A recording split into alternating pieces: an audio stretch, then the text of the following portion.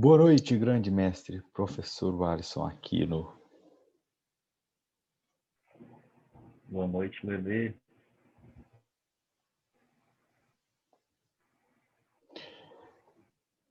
Meus queridos alunos, 10 da noite, hein? como é que é? Você me coloca nos horários bons para dar aula. Ó, estava o dia inteiro ocupado, hein? Você que é um cara ocupado.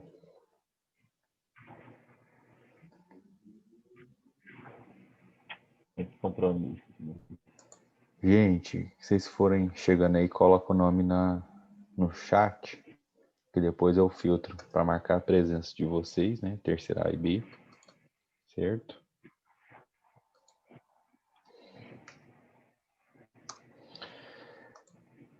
Então é isso. Querido Alisson,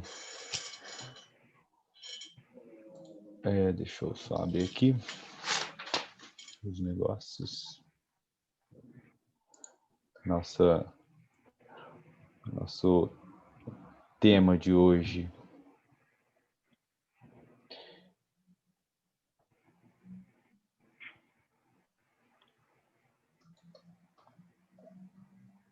Cadê? A gente vai estar falando sobre gênero e sexualidade, né? Conteúdo que faz parte do programa, né? De sociologia, quarto trimestre, né? Não temos quarto trimestre, estamos no terceiro ciclo, certo?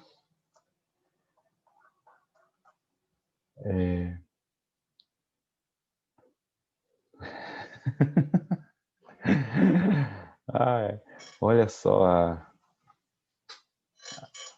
audácia desses alunos. A criatura está perguntando, Alisson, qual é a sensação de usar a camiseta para dar aula?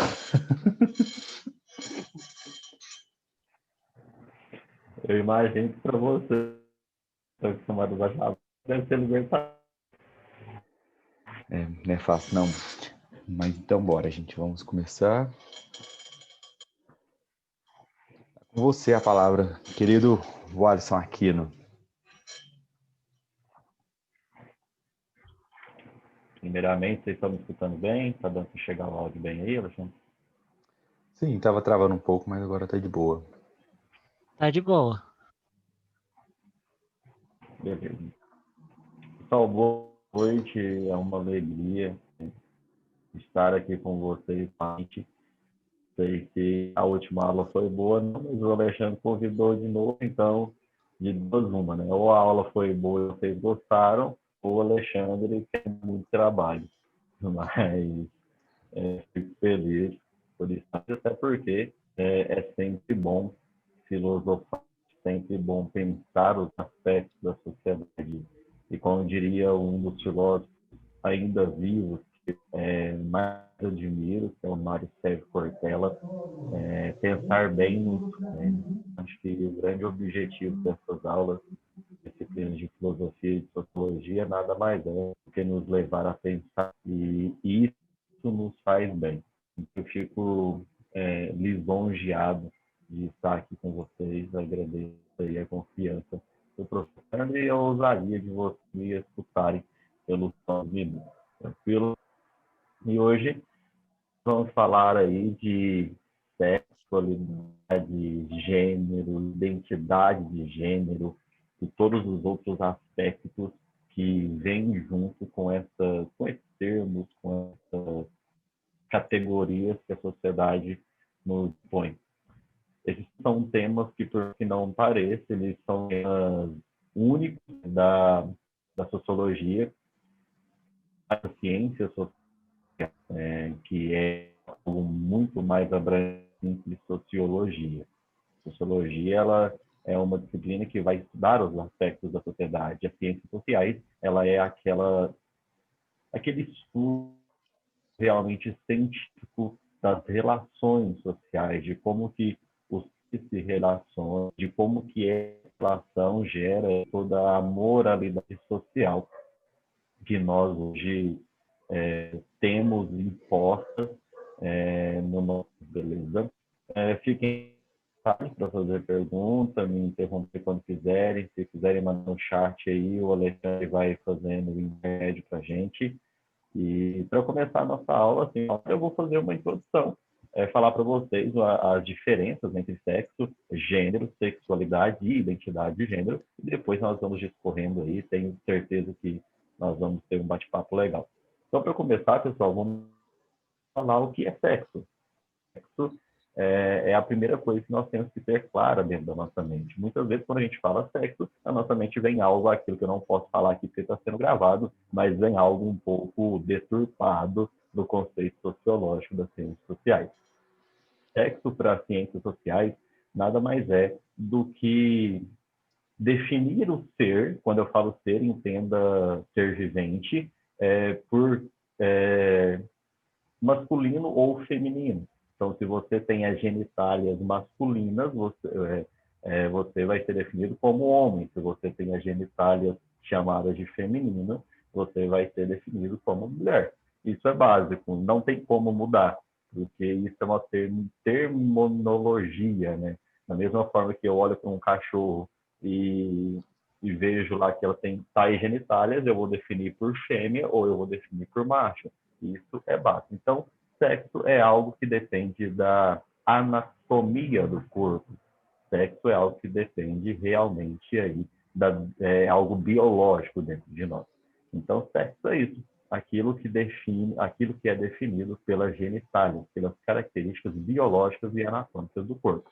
Então, essa é simples, é básica, não é nada daquilo que a gente tem vulgarmente dentro da nossa mente. Depois disso, nós precisamos entender o que é gênero, que é o que mais confunde. Gênero, pessoal, ele não é aquilo que nós vemos muito aí hoje dentro dos debates chamados aí de ideologia de gênero, né? Hoje em dia é muito debatida a questão da ideologia de gênero e acabou se perdendo o conceito do que realmente é um gênero, do que realmente é o gênero do ser humano. Nós temos o sexo, homem ou mulher, dependendo aí da natureza, da anatomia, e o gênero é aquilo que tem a relação da natureza com a sociedade em si. Para explicar melhor para vocês, nós não temos como falar dentro da sociedade que isso é coisa de mulher ou que isso é coisa de homem. Porque se eu defino que tais coisas são de mulheres e tais coisas são de homem, eu estou padronizando a sociedade. Tem coisa que eu, por ser homem, não consigo fazer e que a sociedade define como coisas de homem. E tem coisas de mulher que uma mulher não consegue fazer, mas que a sociedade padroniza por serem coisas de mulher. Então, o que é o gênero em si? É a sua relação com a sociedade, é a sua relação, o modo que você se vê diante da sociedade. Então, o gênero não tem nada a ver com a sua genitália. O gênero não tem nada a ver com a sua anatomia. O gênero ele tem a ver com a forma que você se vê diante da sociedade. Que é nesse momento que entra ali a identidade de gênero. Nós vamos ter dois tipos de gêneros. Os gêneros binários, que é homem e mulher, e nós vamos ter aí os gêneros não binários, que são todos os outros tipos de gênero. Ah, professor, mas eu posso, então, falar que eu me sinto diante da sociedade como um abacaxi? Claro que você pode falar tal absurdo, que você se sente na sociedade como um abacaxi. Porém, isso vai ser denominado como um gênero não binário. Por que não binário? Porque não é identificado, não é comum, não é correspondente com o seu sexo, mas você pode se definir porque o gênero nada mais é do que a sua relação consigo mesmo diante da sociedade. A ciência social vai dizer diante da natureza. Então, talvez lá no Enem caia alguma coisa falando que a sua relação é consigo mesmo diante da natureza, beleza? Então, pode ter esses dois aspectos. E lembrando que para definir gênero tem dois tipos, os binários e os não binários. Os binários são os comuns, né, os padrõezinhos da sociedade, homem e mulher, e os não binários são todos aqueles outros tipos de gêneros que, se a gente for denominar aqui, vamos nos delongar aí mais tempo do que a eleição dos Estados Unidos. Então, só para vocês entenderem, binário homem e mulher, não binário são todos os outros tipos de gênero, beleza? Não depende de padrões femininos e padrões de masculinidade, isso não depende. No gênero, isso não depende. Só podemos falar de acordo com a anatomia quando falamos de sexo. Quando falamos de gênero, estamos falando da questão quase que uma moral do ser humano mesmo diante da sociedade que ele vive. E, por fim, nós vamos ter aí a sexualidade, que aí sim agora vem aí fazendo um retorno aos grandes amores gregos. Nós vamos ter aí um amor eros, né? Que a sexualidade nada mais é do que o seu comportamento erótico diante do outro ser, sendo o outro ser do mesmo sexo ou não que você, beleza? Sendo o mesmo outro ser com a mesma denominação de gênero que você ou não. Então, sexualidade realmente depende aí do seu amor eros, né? Depende aí do seu erotismo, da sua vontade carnal de estar com o outro. Não só carnal, quando eu falo, não entenda somente o ato de sexo em si, mas entenda como a expressão de carinho. Temos aí os gêneros, um gênero não binário, que são os COI, né? Que eles gostam somente de carinho, eles gostam de estar com o outro, mas eles não se envolvem de forma penetrativa, mas sim de forma de carinho. Então, temos aí a sexualidade quando envolve o eros, né? Envolve a nossa capacidade de amar a carne, a nossa capacidade de sentir prazer no toque.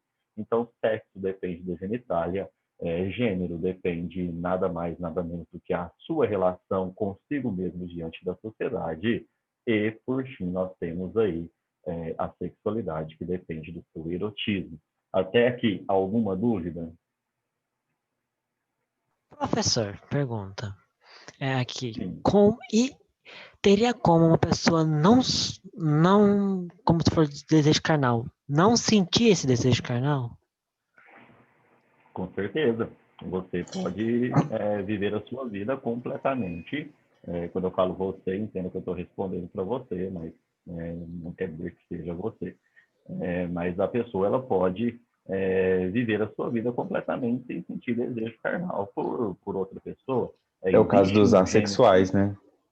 isso que eu ia falar agora, existe o gênero também aí dos casos dos assexuados. Eles não sentem vontade ou não sentem prazer em estar com outro ser vivo. Tem pessoas que se sentem à vontade de estar em meio à natureza. O grande filósofo Epicuro, que vocês devem ter estudado aí na primeira série do ensino médio, ele, em certo período da sua vida, Epicuro, ele vendeu todos os seus bens, comprou um grande terreno, fez um jardim onde ele vivia nu com seus discípulos.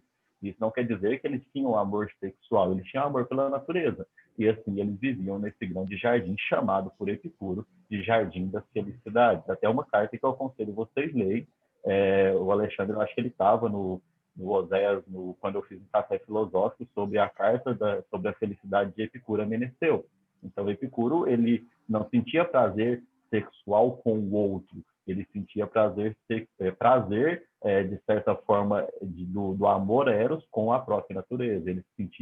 Ele tinha seus orgasmos espirituais quando ele ia para o meio da natureza refletir sobre a vida, sobre a felicidade, sobre a ética e moral. Agora, uma outra pergunta que me veio à cabeça. Tem como, porque já me falaram que quando você tem um tipo de desejo, você não muda.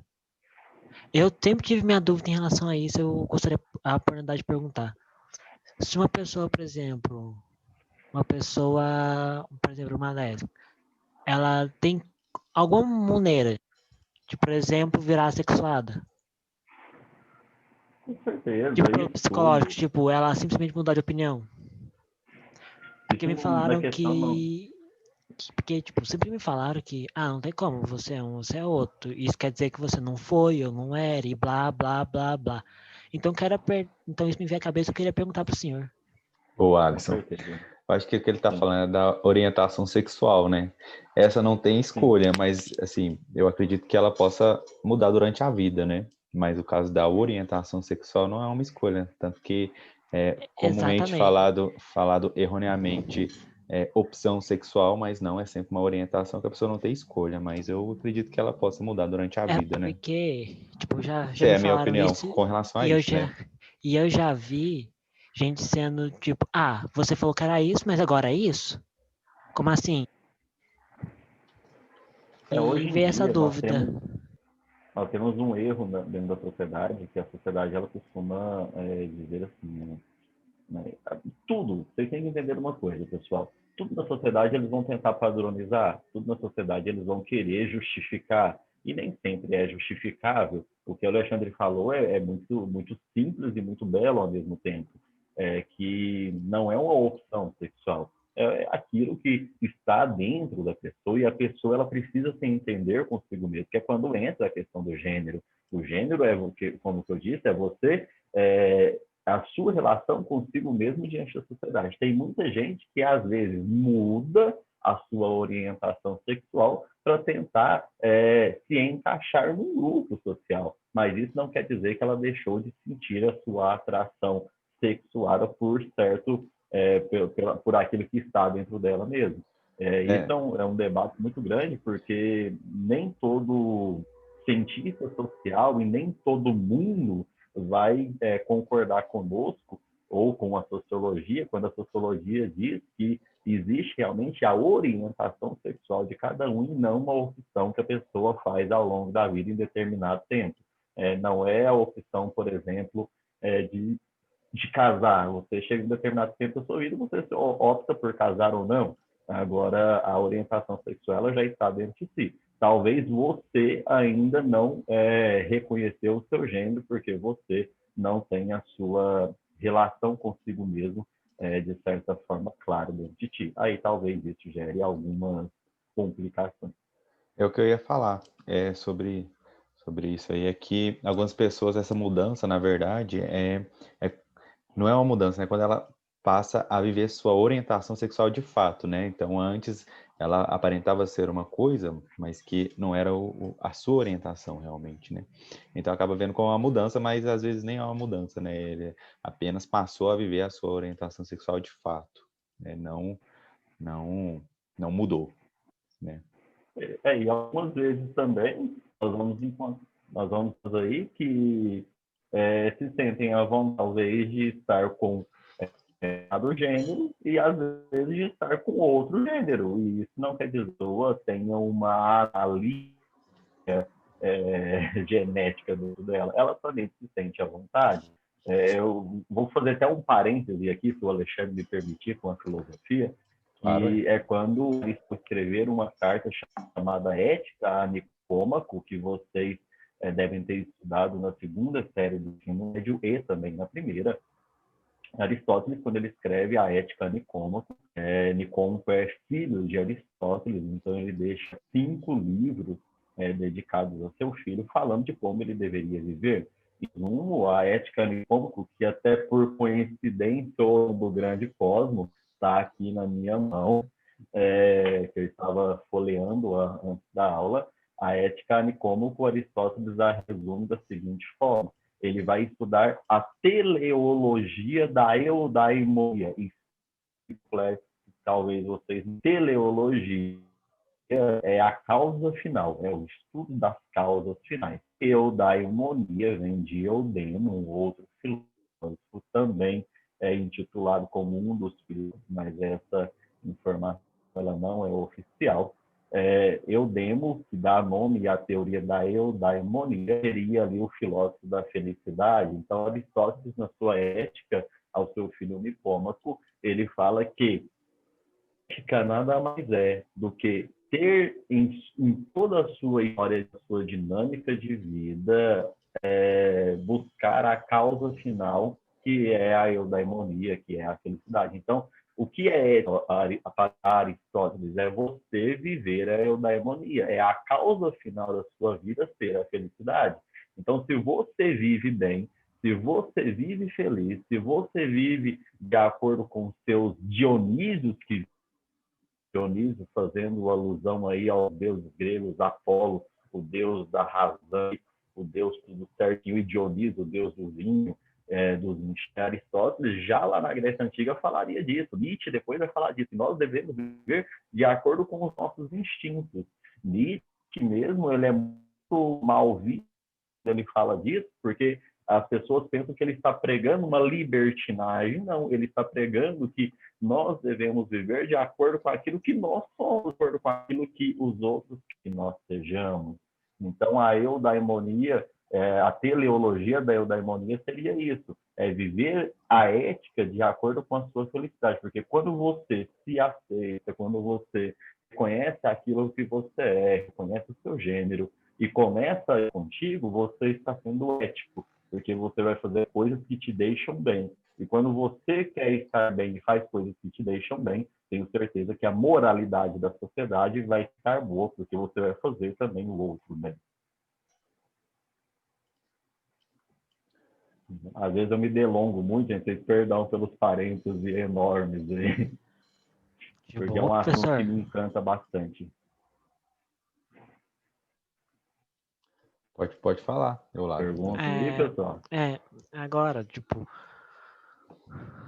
no assunto que o senhor falou sobre isso e tal, eu vou falar uma coisa que um amigo meu falou e que eu acabei concordando. Eu quero ver perguntar a sua opinião sobre isso. Na linguagem dele. Ele não acredita que ele não acha certa a classificação de, como você falou, entre aspas, opção sexual.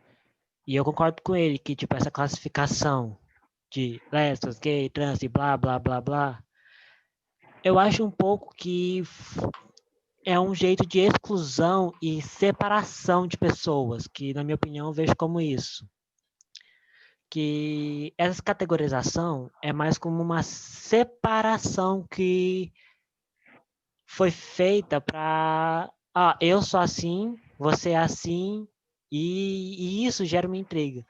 Eu acho que, na minha opinião, pelo que ele foi falando, me explicando, que se não tivesse essas categorias, se não tivesse essas separações, e você simplesmente chegasse uma pessoa e falasse, tal, conversa vai, conversa vem, e você pergunta do que ela gosta, ela fala de uma coisa ou outra, sem se classificar, teria menos espaço para ter algum tipo de preconceito, na minha visão.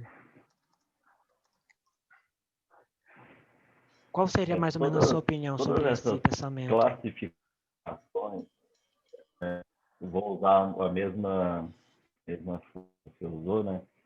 Essas classificações, elas são ruins? De certa forma, acredito que sim, porque quando eu classifico, eu estou, de certa forma, alinhando grupos. Quando eu alinho, eu crio luta de classe. Mas Marx já diria que a luta de classe é um motor da sociedade. Uma coisa, quando eu falo opção sexual, eu estou falando assim, só de uma forma que a pessoa ela não tem uma opção. A pessoa ela tem uma orientação que já está dentro dela, mas eu entendi a sua pergunta. Você fala dos estereótipos, que é algo que eu falaria um pouco à frente. Os estereótipos que a sociedade nos impõe que, se tais pessoas estão em grupinho, então eu vou formar esse grupo, vou formar esse grupo, vou formar esse grupo tem menos esse grupo de minoria. Se esse grupo é uma minoria e não corresponde aos objetivos do sistema, esse grupo, então, vai se tornar os oprimidos. Então, de certa forma, eu alinho os grupos, quando eu junto os grupos, eu realmente estou promovendo o preconceito. Porém, eu também arrisco dizer que as classificações elas são boas a nível didático. Nós precisamos de classificações a nível didático para que as crianças se agrupem e comecem a ler. Então, assim, Marx, né, isso é uma teoria de Marx muito clara, principalmente lá no Manifesto Comunista de Marx e Engels. Eles vão falar que é importante esse alinhamento dos grupos, porque quando os grupos percebem que o grupo A e B estão sustentando o grupo D, esses grupos A, B e A, e se tornar a grande luta que a dialética de Marx vai falar que é o grande motor da sociedade. É ruim? Promove o preconceito ou a discriminação? Promove, porque promove segregação. Mandela, se hoje tivesse, ele lutaria contra as segregações. Porém, a nível didático, é algo que é necessário. Por exemplo, binário e não binário é algo que não precisaria existir, mas a nível didático precisa. Mas eu, como você pediu a minha opinião, e aqui eu posso expressar a minha opinião, eu sou um convidado de vocês, eu concordo contigo. A separação por grupos e a denominação, ela dentro da sociedade, por esses grupos ainda serem denominados como minoria, eles acabam promovendo a igualdade. Muito obrigado pela sua opinião. Agradeço. Por nada. E aí, Lele, mais alguma pergunta aí ou posso continuar? Não, pode continuar. Ninguém falou nada aqui, não. Tá bom. Se tiver pergunta, pode mandar. Se eu não souber, eu falo com o professor de vocês responder. Beleza. Mas vamos lá, pessoal. Aproveitando a deixa aí da última pergunta, eu gostaria de falar com vocês o Alexandre pediu para enfatizar como que isso tudo, gênero, sexo e sexualidade, identidade de gênero, isso tudo cai no Enem. Como que isso é visto? Primeira coisa que a gente tem que entender, o Enem mudou. O Enem de Ciências Humanas, de 2018 para 2019, teve uma mudança gigantesca. Eu lembro, o Alexandre há de lembrar, quando eu peguei as provas do ano passado, eu fiquei assustado, porque eu vi cair dentro da área de humanas, por exemplo, Francis Bacon. Não se caía Francis Bacon no Enem, não se caía Iosa no Enem. E talvez alguns de vocês nem sabem são esses, e são os caras que estão caindo. Muda bastante. Como o Enem, que analisando as competências, e aproveito para até com vocês, hoje eu estava analisando as competências do Enem na área de humanas, porque semana que vem eu vou estar ministrando um aulão de filosofia e história lá no Colégio Oséias, pelo canal do YouTube, e vai ser aberto para todas as escolas, então caso vocês esqueçam, nós vamos estar usando o Enem, analisando as competências do Enem, e eu percebo que qual que é a nova forma do Enem falar de sexo, sexualidade e gênero, que são ditos pelo governo atual como elementos que estavam sendo falados, que não deveriam ser falados pela esquerda dentro da escola. Porque vocês sabem, o governo atual, ele fala, mas não posso ter gênero dentro da escola, eu não posso falar de sexo dentro da escola, eu não posso falar de sexualidade. E nós vemos a tamanha loucura que é isso, espelhada, por exemplo, no caso de Mari Ferrer, que nós vimos o absurdo. Mas ele está cobrando agora temas polêmicos que não deveriam ser polêmicos, porque não deveriam mais ser tabu, eles cobram como estereótipos. Estereótipos, eu acho que o Alexandre já deve ter passado isso para vocês. Os estereótipos é você classificar a outra de acordo com aquilo que você pensa que ela é, por ela estar agindo daquela forma. Eu vou usar um exemplo e vocês vão entender, vão imprimir, colar na porta da geladeira para nunca mais esquecer. Certo dia estava eu, juntamente com um colega, andando pela cidade, e de repente esse colega virou, esse colega não é da cidade, na verdade agora ele está morando aqui, mas tinha cerca de 3 meses que ele estava na cidade. Ele virou para mim e falou, nossa, olha lá, aquela moça lésbica é muito bonita. Eu falei, nossa, mas você está conhecido, você conhece essa moça? Ele, não. Eu falei, então como que você sabe que ela é dessa ou qual? Ele falou assim, não, porque olha o jeito que ela se vê, o jeito que ela está andando. Eu falei, nossa, quem admira você com a sua sabedoria julgar uma pessoa pelo estereótipo dela. Então, o Enem hoje ele cobra isso, os estereótipos. Ele está se de acordo com os estereótipos. Então, vocês deveriam se aprofundar para estudar para o Enem Sociologia os estereótipos, que é uma das coisas que hoje eu, com a minha filosofia de vida, se vocês forem no meu Instagram Filosofite, vocês vão ver que eu abomino qualquer pessoa com estereótipos. Eu acho que nós temos que ter dentro de nós, e pode ser uma relação que eu acho que vai cair no Enem desse ano, a relação e diferença ou diferenciação de estereótipo de alteridade é uma matéria lá da primeira série.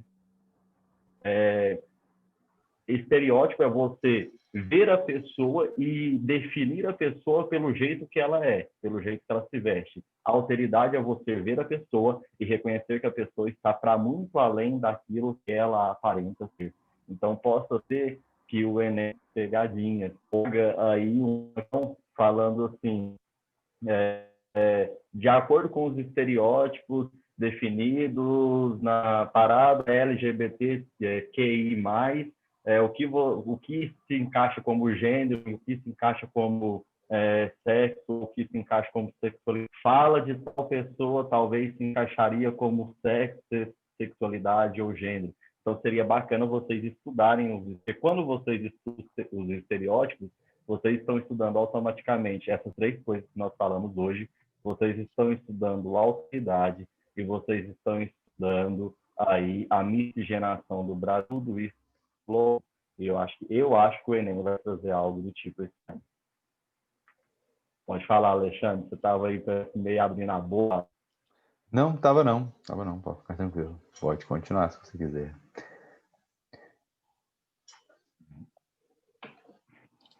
Assim, pessoal, eu acho que é muito importante essa questão dos estereótipos, ou estereótipos, que tem diferente, agora não consegui falar, mas o certo é estereótipo.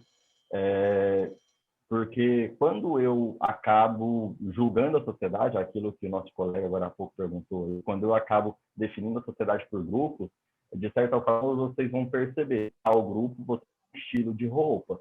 Se você é do grupo, vamos numa faculdade, vão na FAFIC durante as aulas, FAFIC não, agora é Unicerrado, né? Vão na Unicerrado durante as aulas presenciais. O Alexandre, que também está lá direto, ele sabe disso. Você consegue identificar o curso da pessoa pela roupa que ela usa.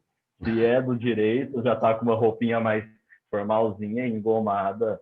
Se é da agronomia, já está com um paeiro atrás da orelha e uma botina. Se é da engenharia civil, tem essa cara de Alexandre. Então, vocês conseguem identificar claramente. A Unicerrado é o maior exemplo de estereótipos que existe dentro da nossa cidade. Porém, isso não deveria existir, porque quando eu assumo estereótipos para mim, eu acabo me sujeitando aos padrões da sociedade. Aí eu vou contra tudo aquilo que a sociologia prega, que é uma despadronização dos padrões. Ontem mesmo eu dava uma aula sobre isso, de filosofia, para a 3ª série, lá do Oséias. Por exemplo, se vocês me verem na rua, e alguns de vocês talvez já tenham me visto, um dia eu vou estar de botina e camisa xadrez, no outro eu vou estar de crocs, bermuda e camiseta, e hoje eu estou de camisa social. Se vocês fossem meus alunos, vocês iam ver que é muito difícil saber o que eu vou vestir no outro dia, porque eu acordo e falo, vou vestir isso e visto. Tem dia que eu acordo e falo, não, é a primeira roupa que foi. Por que a gente estereotipa? Qual é a razão da gente fazer isso? Para ser aceitado, talvez, porque a sociedade, quando você não se encaixa no grupo social que ela te impõe, de certa forma você não é aceito. Vocês acham que um professor que dá aula, eu tenho mania de, durante a aula, levantar a calça até no joelho e tirar a minha cross ou meu sapato que seja, vocês acham que eu sou bem visto pelos professores tradicionais? Com certeza não. Então, muitas vezes, a gente se auto-estereótipa por questão de se encaixar ou de ser aceito no grupo social. Vocês acham que, por exemplo, uma pessoa que se veste, entre aspas, de forma de um estudante de agronomia, se ele for de botina e camisa xadrez e um paeiro atrás da orelha e entrar na sala de direito, vocês acham que o pessoal do direito vai olhar ele com a mesma cara? No outro dia ele vai estar de camisa social e calça social e sapato social. Então, assim, a gente acaba vestindo a camisa dos estereótipos para sermos aceitos dentro do grupo social, que é por isso que nós precisamos lutar contra esses estereótipos.